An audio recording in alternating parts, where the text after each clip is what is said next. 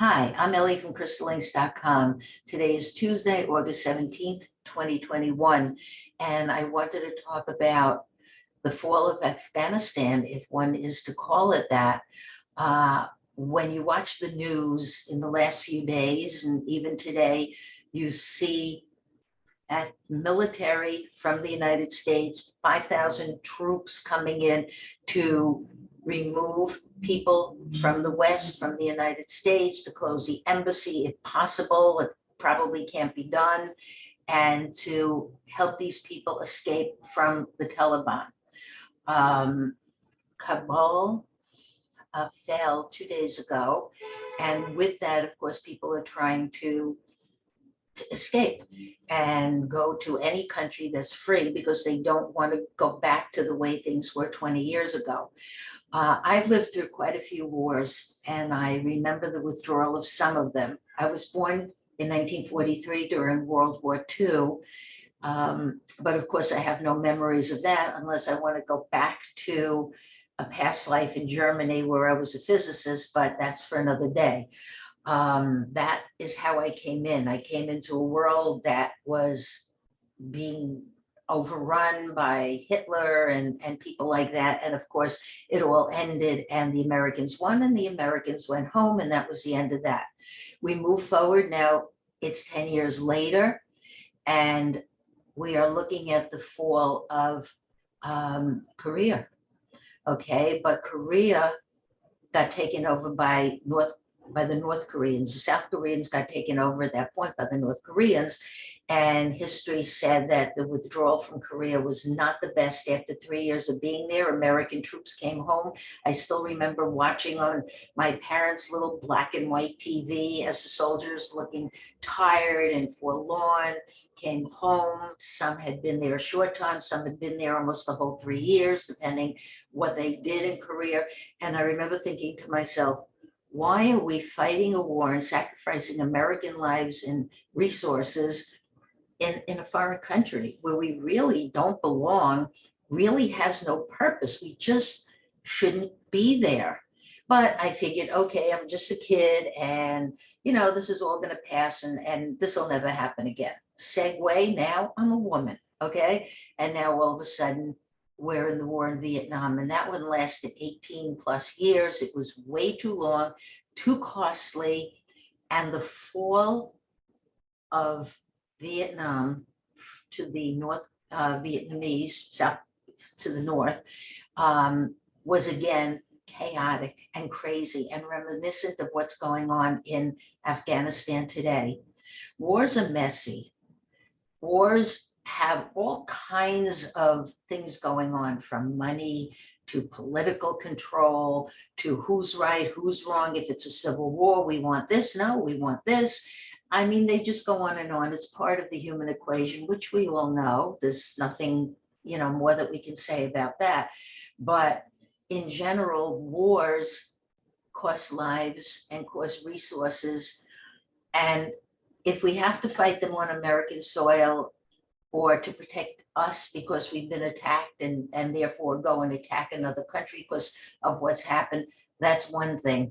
But to get ourselves involved in a civil war in a foreign country with people who don't even want us there for the most part. They really don't. And I don't mean the adversaries. I mean the people. It's a different culture. It's a different way of life. It's a different way of thinking.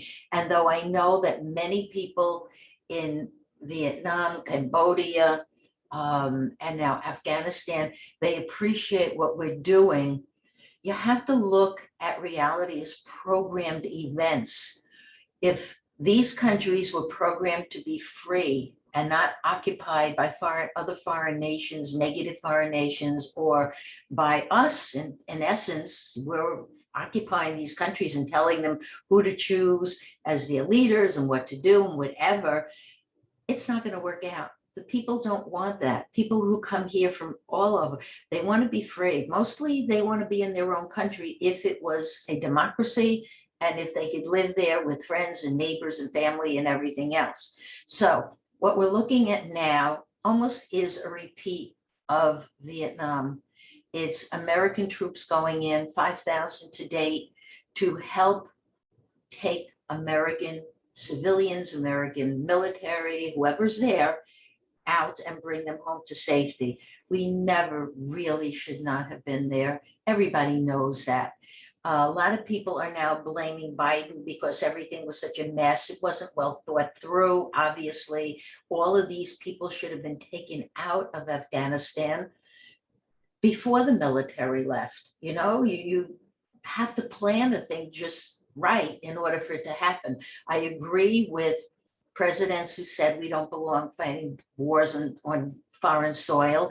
It's been 20 years and there have been deaths, and the people who have come back with PTSD, that's my generation, okay? When I was a young adult, that's when Vietnam happened. And in that window, I have known people who have lost family members, and it's just been a disaster. Some came home with Agent Orange and they died later. It's just been one ripple down effect. We never belonged there. We shouldn't have gone there. I obviously know that we went there because on 9/11 we were attacked by the Taliban and everybody was going to say, okay, but once Al-Qaeda is the one who attacked, once Al-Qaeda was taken out of authority and then eventually Osama bin Laden destroyed, which when the government asked me as a remote viewer, when I saw it getting done, I said, it will take 9 years, a full cycle in numerology. It will take 9 years and you will find him in a cave. And so they did, and so it happened. And that appeared to be the end of the story. Bring American troops home, bring American personnel home. We don't belong there unless somebody there has married a native person and wants to raise a family there. That's a different story. We're talking about other things. But that never happened. It never happened, I guess, because it wasn't supposed to happen. So we stayed. This was 2010. We stayed on again.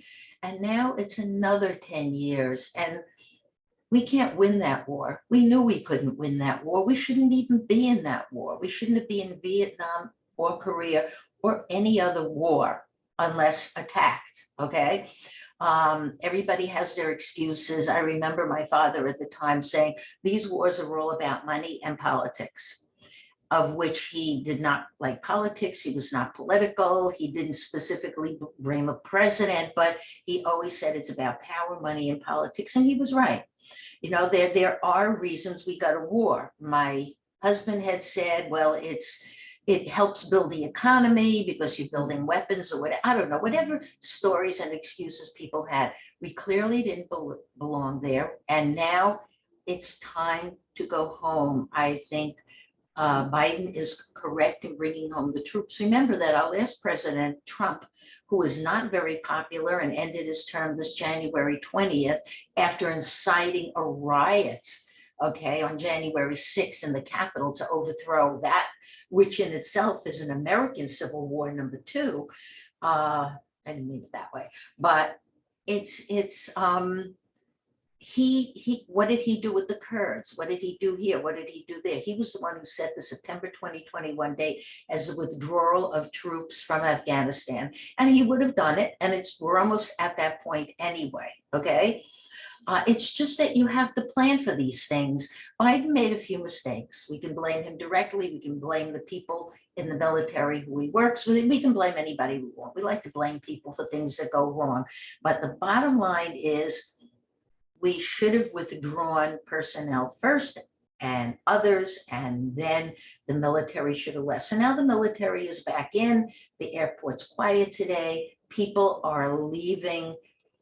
I mean, I don't know exactly how many people are left there, but it's going to take a while to get everybody out. And of course, the Republicans are going to blame the Democrats for the fiasco or chaos or whatever you want to call it that happened over the last few days, because I know ingrained in your memory are going to be the planes at the airport and all these Afghani people, men, they were only men, they were not women, just men climbing on top of the planes, trying to get into the planes, hundreds, if not thousands of them.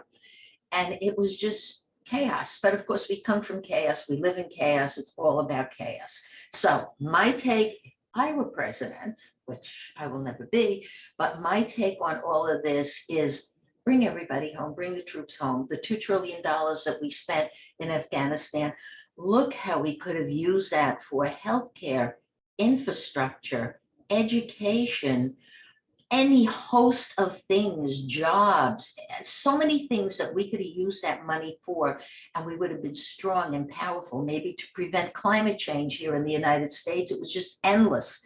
I mean, there was so much else that we could have done that we didn't do because we were fighting a war in a country that really didn't care about us, that mostly did not want us there. We were creating a government that was not particularly popular. So when the Taliban came in this weekend, they just surrendered, and the guy who was president, whose name I really don't know, I know it, but I don't remember how to say it, he just fled the country, and who would blame him? So it's another series of events that repeat, this different characters, the same scenario. A war starts, this one wants this, that one wants that, boom, boom, boom. But a long war of 20 years is overkill. Now, I would bring all the troops home, and something that really, really seems very important to me is the US southern border. Everybody knows that on the border, there are immigrants from South and Central America, mostly women and children, who are coming over the border in droves. Some are vaccinated from COVID, which is resurging now with Delta and Delta Plus and other names. And some of them, they have nowhere to go, nothing to do. Some of them are just sending children over, okay? A lot of these people are coming over because they're paying the cartels or the gangs or government officials even a couple of $1,000s, whatever it is, to bring them across the border. My fear is that the gangs, the cartels, the corrupt politicians, who knows who else, there's always hidden agendas everywhere, are going to make a run on this country at the southern border, because it's that I see it's not particularly protected if all of these people, and they do have guns and they do have drugs and they do have everything. They have far more than we know. And what if they decide, look what happened in Afghanistan? Why can't we make a run for it? We need to get over the border. California, Texas, Arizona, that territory once belonged to us. Let's go reclaim it. Whatever thinking they have in their minds, let's go take charge, because this is usually done by people who are a little on the lunatic fringe. They can very likely attack the southern border and come into the United States. So imagine what chaos that would cause for the people who live there, Americans who live here, for everything. I mean, I just think about it sometimes and I'm like, this feels like it's just a matter of time. While we're trying to, protect our borders that people have to fly into. They're from other countries, other continents. That's one thing. But they can just come across in boats and planes and cars and tanks. And we don't know what they have going on there, because they are, it's just not out for the public to know. So my take is we should be very, very vigilant about what's going on at the southern border. Should we close it there? I would agree with Donald Trump. I already wanted to build some rickety-dinky wall or something that really wasn't doing the job. It was a waste of energy, time, money, and everything else. But there has to be a way we can protect the border. I don't know how, troops, whatever. I'm not military, so I really don't know. But we need to be prepared, because this could all be plotted and planned and done. As far as what's going to happen, the Taliban and Al-Qaeda working together again, very likely. They've had 20 years to plot and plan perhaps another attack on the United States or somewhere else in the world. People who they think are corrupt, they think we're corrupt, we think they're corrupt. It doesn't matter. I think we're all corrupt if you really want to know. But they've had time to plot and plan strategies. Do they have people who have infiltrated into the United States? Without a doubt. They could be women, they could be anybody. Okay. I mean, we're very concerned that, what's going to happen to the women there because of the way women are treated or mistreated in those countries. It's not our fight. United States Americans have this thing, healing and helping. we're going to fix the world. We're going to change everything. We're going to heal. We're going to help.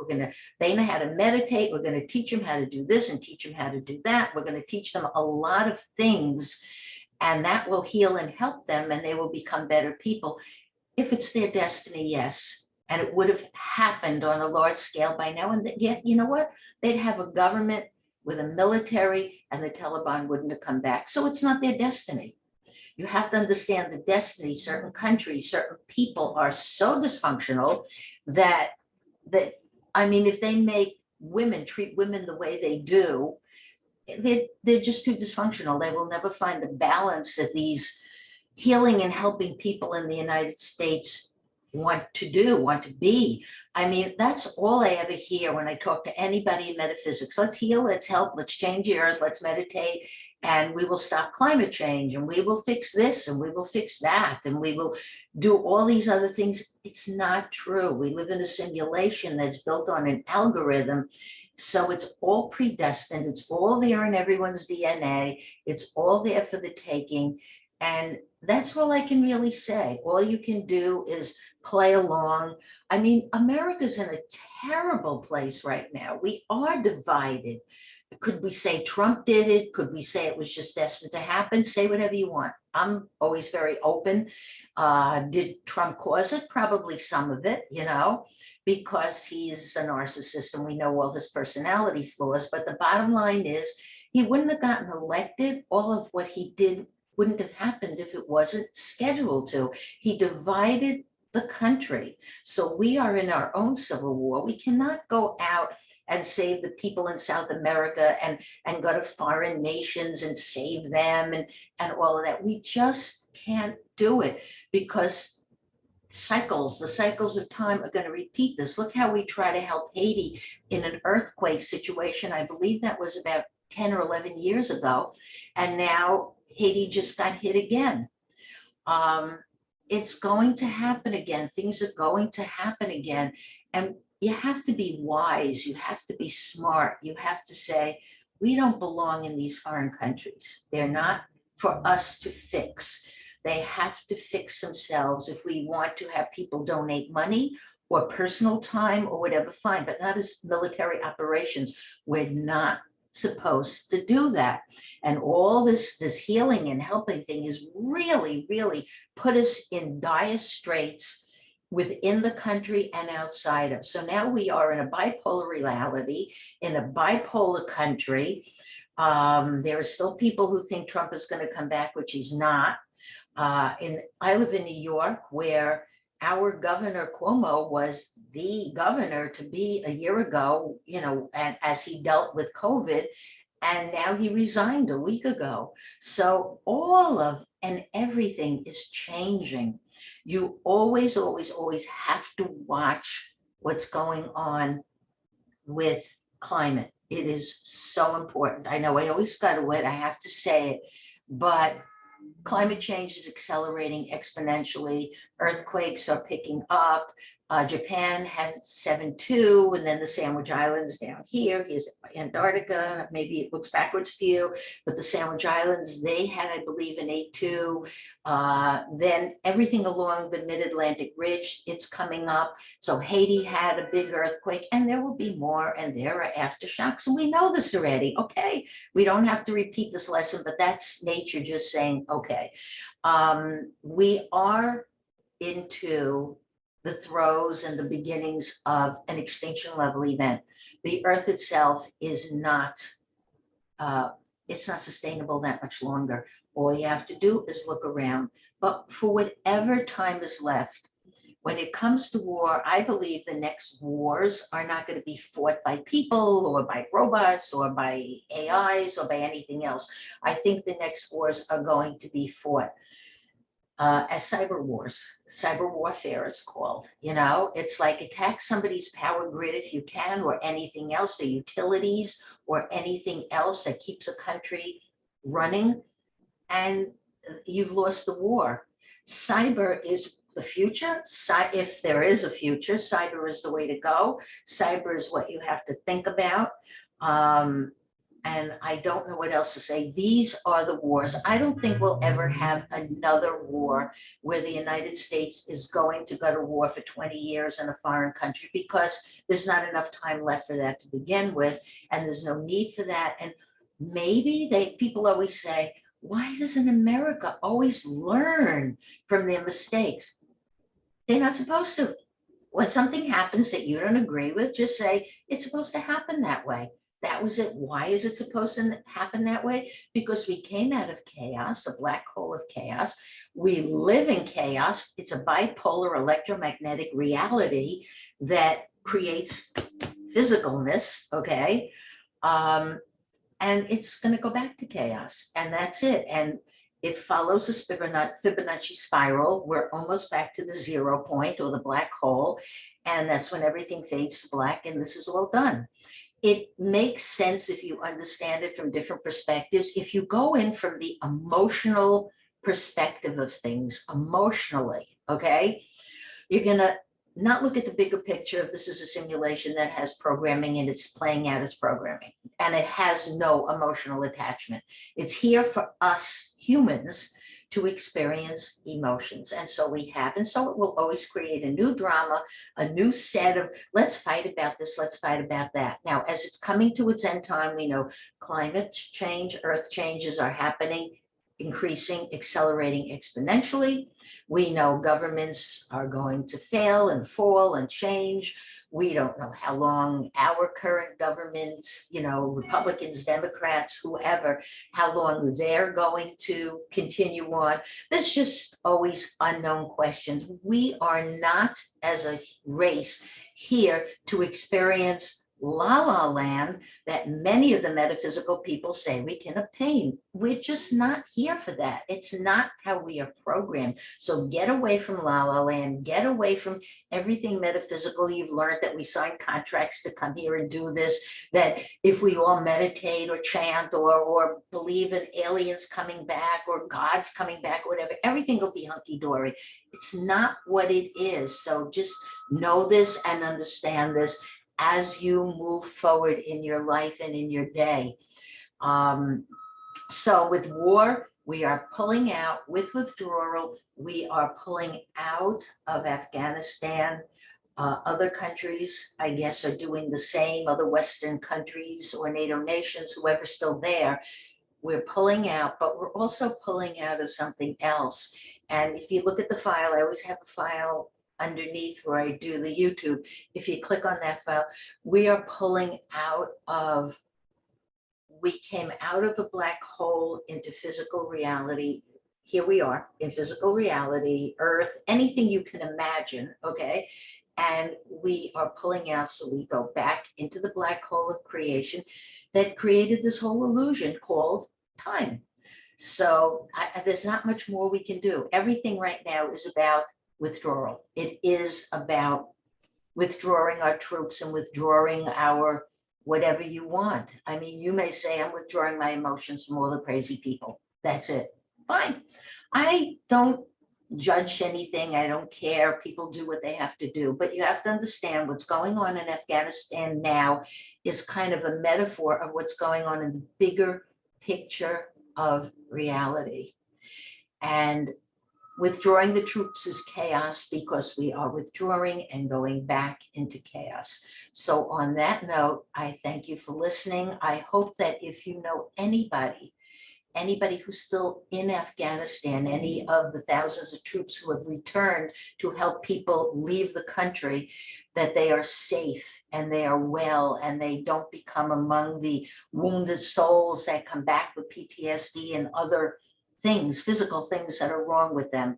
I hope that everything goes well for you in your life. And of course, there's COVID, stay safe with COVID, climate change, prepare for the worst. I'm telling you, I keep saying it and it just keeps happening. And people keep saying, Ellie, blah, blah, blah, blah, blah. She believes in all this. Of course I believe in all of this.